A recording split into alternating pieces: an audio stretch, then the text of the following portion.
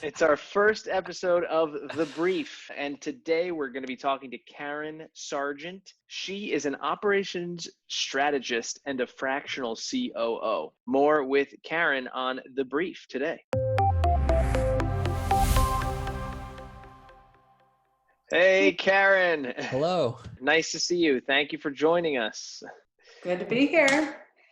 You all have moved to your different. Yeah. To see what's real and what's Memorex. Blake, I don't believe your background. I don't believe you have that much of a green thumb. You're absolutely right. This is not real. Yeah.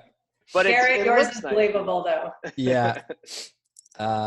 There's a cat over my shoulder.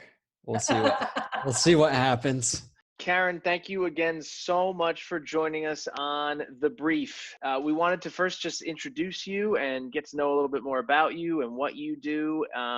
So you are an operations strategist and a fractional COO.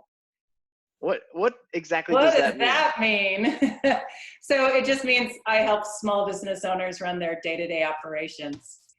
So my clients are usually internet-based businesses that started small, usually just one person, and they're starting to scale. And with that growth comes growing pains with their team, with their systems, things like that. And they come find me and we work together to smooth things out and get things back on track. That is awesome. And you've been doing this for about 10 years. Is that correct? You've had your own small business and you've been working from home for that same amount of time? Yes. One of the very first, when they started calling it the gig economy, and just, it was a new thing. So, would you consider yourself kind of a work from home expert because you've been doing it for quite some time now? Well, I feel like I've gotten my PhD in working from home because of the trial and error that has taken place over the last 10 years or so. Yes. And I mean, so obviously, now we've all been kind of thrust into these.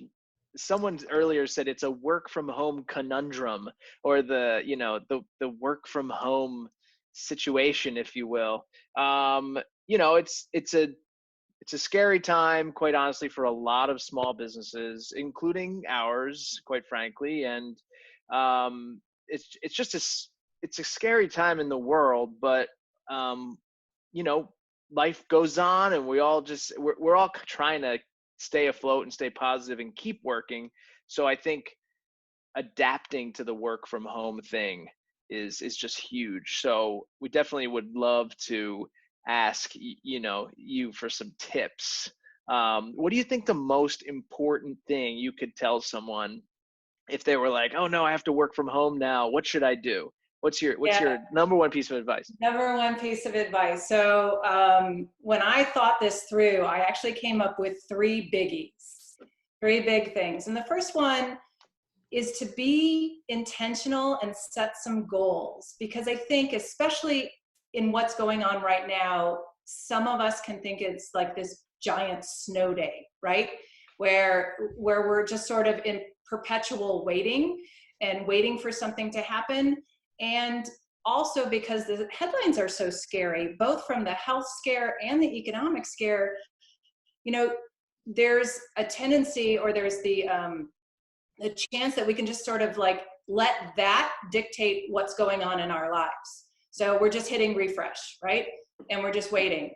And, 30 days from now, 60 days from now, you really need to be intentional about what's going to happen by day 30 and by day 60 and by day 90. So my advice is to sort of try to carve your own path. What would you love to get done? Work-wise or home-wise or, Whole30-wise or whatever it is you want to get done, but just pick something. And then I think set your commitments weekly. So things are changing so rapidly, right? 24 hours, like the headlines yesterday are like old news, and it's a new world today. So you can't, Totally. So I want you to think far ahead, but then don't commit too far ahead. Weekly is enough. On, the night before your week starts, it's all different for us work from homers. But the night before, just sort of think about what you want to accomplish for the week and set some commitments so that you can drive to something and not just have the days sort of just pile up. I love the notion of setting the weekly goals, because and being intentional as well, and like bringing that intention to every day. I know Garrett we've been trying to launch a new website for probably a year. And so we actually have started reinvesting into that process. And I also like that you mentioned don't commit too far ahead. And like maybe it's just about like chipping a little bit away at the certain things that you want to accomplish. That's great. Yeah. It's eating that elephant 1 or 2 bites at a time. Just Right. tick off what you want to be doing. You know, because you really want to keep those commitments, like really try to keep those commitments, because you're not going to not necessarily want to, but you're going to feel really good if you do mark progress. And remember, you know, we might fall sick. Our family members might fall sick. So understanding like a week can really bring something different each time, and have some grace and make sure that you're just, that the workload is appropriate. So my second one is to create a routine. And honestly, if this weren't like a health crisis, this would be like my number one thing. You have to create a routine. The thing about working from home, and this is what we used to sort of flaunt in the early days when everyone else was walking into a building at 8 and walking back at 5, we're like, oh, we have a flexible schedule. Well, guess what flexibility means? Working on the evenings, working on the weekends, and just basically working all the time. So that was the dirty secret of having a flexible schedule. We didn't let you guys know, but that was our reality. So we would just, pretend that it was this great thing. And the thing about being infinitely flexible is if you can do something at any time, it can always be later that you do it. So nothing ever really happens, Right. And actually I have a confession. So now that I don't go to the gym, I don't physically go to a physical place at 5 o'clock on Mondays and Wednesdays, I have stuff here at home. I can technically work out anytime. And guess what I haven't done in a week? Because I can work out at any time. So I'm going to do that later. Oh, actually it doesn't work now. I'm going to do that. I haven't worked out in a week. So I got to get on my own program. Yeah. You're not alone there. Yeah, I guess in terms of creating a routine, also procrastinators can really thrive in a work from home scenario. Because I know I'm like a little bit of a procrastinator. Garrett is way more like, let's do this now, let's do it today. That's generous, but yeah. Well, especially with the website, to be honest, like something that I may have been like kicking to the back burner. But in terms of us working together, it's great when you do have a partner who could be like, nah, that thing has to get done. And in terms of a routine, what we've been doing is we've been trying to set up like a daily, we have a core crew of about 8 people. So trying to set up a daily Zoom call with them, and, keep in touch, and just literally, if it's just like, hey, how are you? What did you watch anything cool today? What's everybody working on? That type of thing. Yeah. I think it's also interesting to think about. I keep on seeing these studies about, 4-day work weeks and like shorter work days. And I think procrastinating actually happens at work too. And people don't want to admit it. Some people work on 12-hour-a-day jobs and they don't necessarily need to, or even 8-hour-a-day jobs. A lot of people, I think, spend a couple hours out of that day not working. So I think that whether working from home or not, that procrastination and avoiding that, there goes my light. But yeah, I think it's just relevant everywhere to working from home or at the office. There's one thing about us work from homers that's a little bit different than when you don't go into an office. So when you're in the office, you're kind of at work, and when you're not in the office, you're not at work. And that is a slippery, slidey thing for us who work from home. So when your phone goes off, you know, in like a supper hour or something like that, and you're like, you know what, this would be easy to tackle, and suddenly you're never quite off work and you're never quite on work, you know, you're never, and that that can work in your favor and it can work not in your favor. It can kind of cut both ways. So one of the things to do is to try to set work hours and then not work hours. Or you can be like me, which is just a little bit more slidey. I like to walk my puppy during work hours, and so I am kind of sometimes not at work, and so it's just not quite as regimented as all that. But I, in my mind, kind of know when I'm on the clock and gettable, and not on the clock and not gettable. So it's important. Otherwise, you're just going to be, this thing is going to ruin your, you know, it's going to be like your butler, just keep ringing for you, and you're like, oh gosh, you know.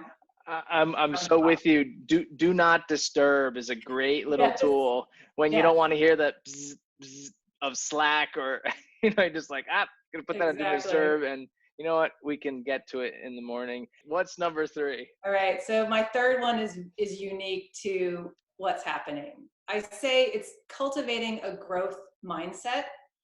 And I guess because, you know, we keep calling this working from home. That's what we've been saying and referring it to. But let's be honest, this isn't people deciding to work from home.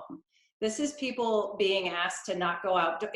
It's scary. And it can be a time where people like retract and hunker down and curl up and just try to survive. And what I want to encourage people to do is, instead of having this be this temporary thing that's enforced on us, it could be, if you have a growth mindset about it, it could be an opportunity to really do something else. So your business isn't naturally in the rhythm of you all working from home and doing this virtual kind of stuff, but this could be the next phase of your business. It could. This could be one of the best things that can happen to your business. I think you're absolutely right. Yeah. Part of it is not in your control, but part of it is your attitude towards what's happening. And if you want to skill up, take some classes, you know, for some people listening, maybe it's starting a side business that's out of their home. You know, there are ways to turn this into an opportunity, at least mentally, if not literally into an opportunity. And I think that's going to be tough for some people. But I encourage them to really try to think about, like, what does this make possible? Tries to put a little ray of sunshine on it. And I'm not trying to be, you know, flippant about what's going on, but this really can be turned into something remarkable if the right attitude is, you know, if you have the right attitude as you go kind of sail through this. Really awesome advice. And I love that. What does this actually make possible? Because, yeah, I think everyone that wasn't previously a work from homer or a worker from home, I don't know what the correct terminology is. Work from home. Day drink. That's perfect. But I think, like, everybody that wasn't working from home previous to this particular moment is feeling that thing of, I mean, oh man, what do we do now? How do we do this? Are we going to be able to make, well, money? Like, where do we pivot to?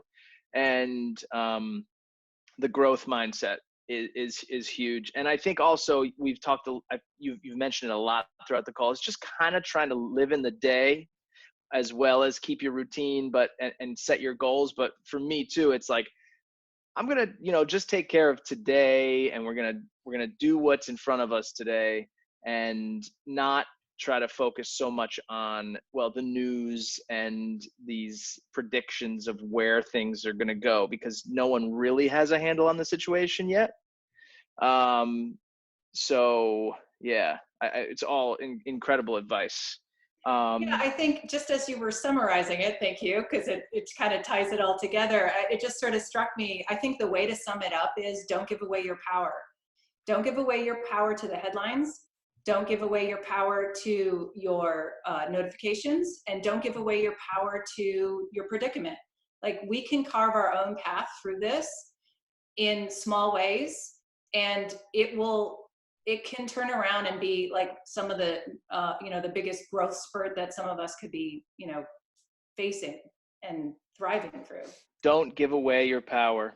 That is a great note, I think, for us to kind of be able to wrap this up. And also, I mean, I was going to ask one more question, if there's anything specific that you kind of did with your space, because everybody also is just kind of like, hey, you're working from home now, find a desk if you don't have one, and set your laptop up, or get a monitor, or this and that. Was there anything you did or have done with your space over time to make it work better for you?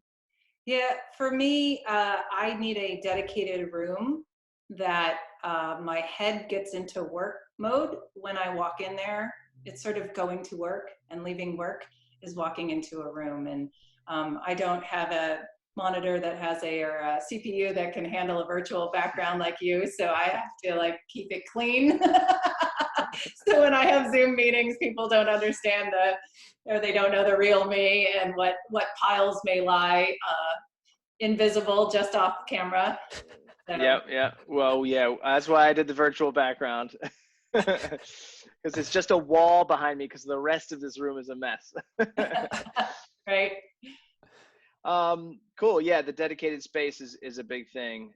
So you know what, finally, like, if people watching want to work with you more and want to get to know more about you and what you do, where can they go? My website, karensargent.com, and the only trick there is to spell my last name right. It's Sergeant. It is. Got it. Perfect. Awesome, Karen. Well, thank you so much for joining us, and this was amazing, actionable advice. I wrote it all down, and I'm gonna put it right up in front of me, so I can read it every morning. Be intentional, set goals, create a routine, and get into the growth mindset. And the best thing, don't give away your power. This is huge, huge thing. So we just really appreciate you being on our first episode of The Brief. It's been awesome. My pleasure. Thank you. Thank you so much.